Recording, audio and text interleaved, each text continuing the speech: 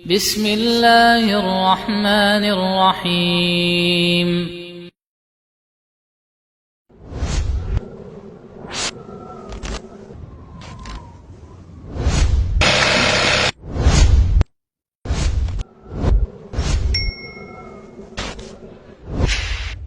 Maktab When Syar'i Mid Style.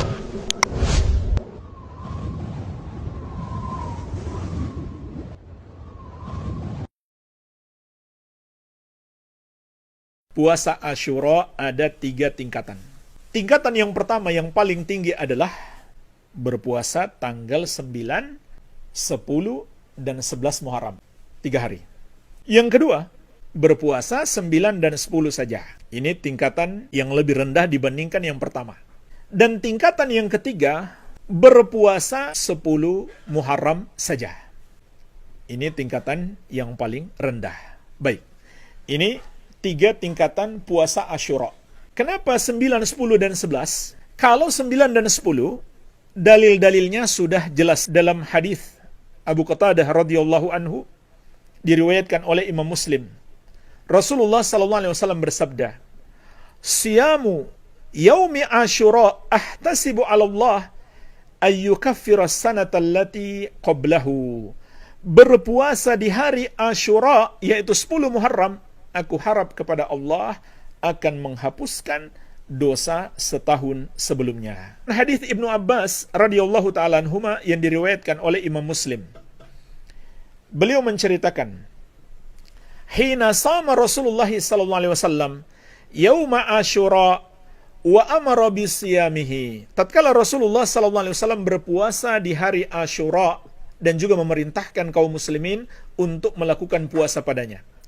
Qalu, maka para sahabat bertanya, "Ya Rasulullah, innahu yaumun tu'azzimhul yahud wan nasara." Wahai Rasulullah, sesungguhnya itu adalah hari yang diagungkan oleh Yahudi dan Nasrani.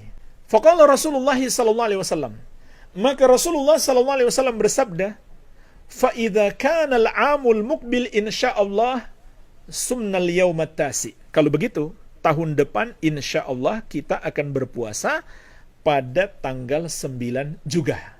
Jadi maksudnya bukan hanya tanggal 10, tanggal 9 juga. Falam ya'til am al-muqbil hatta tuwfiya Rasulullah sallallahu alaihi wa ala alihi wasallam. Namun kata Ibnu Abbas radhiyallahu anhuma, belum sampai tahun depan Rasulullah sallallahu alaihi wasallam telah wafat.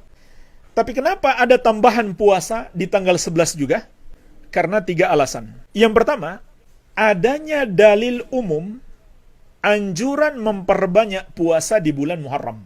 Sebagaimana dalam hadis yang diriwayatkan Imam Muslim dari sahabat yang mulia Abu Hurairah radhiyallahu anhu, Rasulullah sallallahu alaihi wasallam bersabda, "Afdalus siyami ba'da Ramadan syahrullahil Muharram, wa afdalus salati ba'dal faridah salatul lail."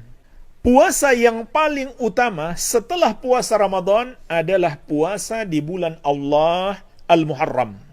Dan solat yang paling afdal setelah solat wajib adalah solat malam, yaitu solat sunnah di malam hari, tahajud dan witir. Sehingga kalau kita berpuasa tanggal 11, maka ini termasuk bulan Muharram, termasuk memperbanyak puasa. Memang ada dalil khusus tentang keutamaan puasa tanggal 11 Muharram, tapi hadisnya dilemahkan oleh sebagian ulama. Di antaranya hadis yang berbunyi, "Sumu yauma Asyura wa khalifu fihil yahud." Berpuasalah pada hari Asyura dan selisihilah padanya orang-orang Yahudi. Bagaimana caranya? Sumu qablahu yauman au ba'dahu yauman.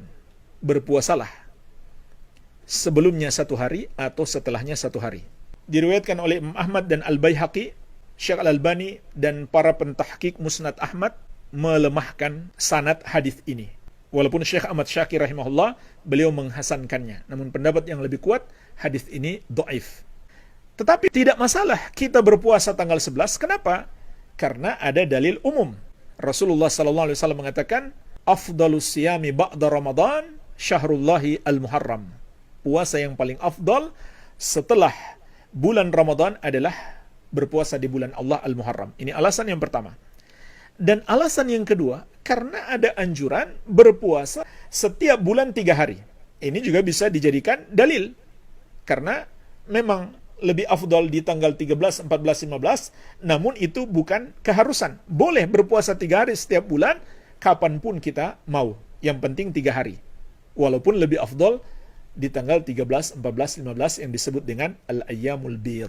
Kemudian alasan yang ketiga, para ulama juga mengatakan untuk kehati-hatian.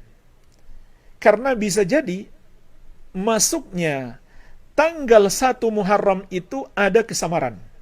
Ya, biasa kan terjadi perbedaan pendapat antara negeri-negeri yang menetapkan awal masuk bulan Hijriah.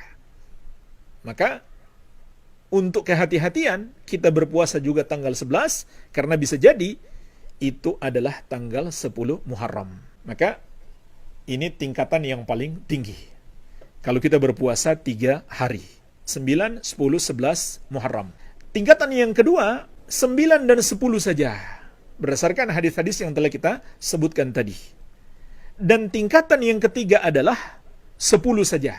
Andai kita lakukan puasa 10 Muharram saja, tanpa 9 dan 11, maka kita dapat keutamaan puasa 10 Muharram, yaitu terhapus dosa setahun sebelumnya. Dan hukumnya tidak makruh. Andai kita hanya berpuasa 10 Muharram saja.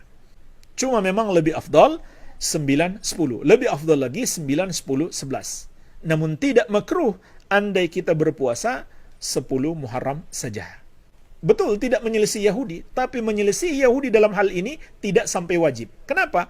Karena puasa 10 Muharram disyariatkan juga dalam agama kita. Walaupun orang-orang Yahudi melakukannya, namun disyariatkan juga dalam agama kita, sehingga tidak termasuk penyerupaan terhadap Yahudi yang diharamkan. Sama dengan orang mengatakan ini dijadikan syubhat oleh orang-orang liberal, kenapa harus pakai cadar? Bukankah orang Yahudi juga bercadar, kata mereka? Maka kita katakan, itu bukan tasyabbuh. Wanita-wanita bercadar bukan tasyabbuh kepada Yahudi. Kenapa? Disyariatkan dalam agama kita. Bahkan sepakat seluruh ulama disyariatkannya wanita bercadar. Hanya ulama beda pendapat, wajib atau sunnah. Begitu pula laki-laki berjenggot. Orang-orang Yahudi juga berjenggot. Orang Nasrani juga mungkin berjenggot. Maka ketika kita berjenggot, bukan termasuk penyerupaan kepada mereka. Kenapa? Karena disyariatkan dalam agama kita. Jadi penyerupaan yang diharamkan, bahkan termasuk dosa besar, kepada orang-orang kafir itu adalah, pertama, itu merupakan ciri khas mereka. Yang kedua, tidak disyariatkan dalam agama kita. Kalau disyariatkan dalam agama kita, maka itu bukan penyerupaan yang diharamkan.